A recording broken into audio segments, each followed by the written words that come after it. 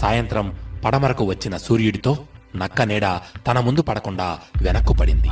దాంతో నక్కకు తన నీడే కనిపించలేదు. అయ్యో, ఈ 3 పూటల్లోనే ఇంతగా అయిపోయానేంటి?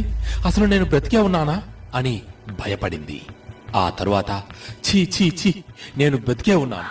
ఈ ఆకలికి ఓ కోడిపిల్లో లేదో ఓ చీమో దొరికినా చాలు అని నిక్కుతూ నీలుగుతూ తిరిగింది. ఈ నక్క ఊహలాగే మనలోనూ కొందరు తమను తాము అలా ఇలా ఊహించేసుకొని తమ తృప్తి కోసం ఏదేదో ఎక్కడెక్కడో వెతుకుతూ తిరుగుతూ ఉంటారు. తృప్తి తీరదు, వారనుకున్నది నెరవేరదు. పైగా తమకు దొరికిన వాటిని నిర్లక్ష్యం చేస్తారు. చివరికి ఏదైనా ఒక్కటైనా దొరకదా అని పరితపిస్తారు. కనుక ఉదయపు నక్కల గర్వంతో వెతుకులాటలో పడకూడదు. సాయంత్రపు నక్కల దిగులుతో వాడిపోనూ కూడదు. మిత్రమా, సహజంగా ఉందాం. ఓ చిన్నారి మనసులా బ్రతుకుదాం.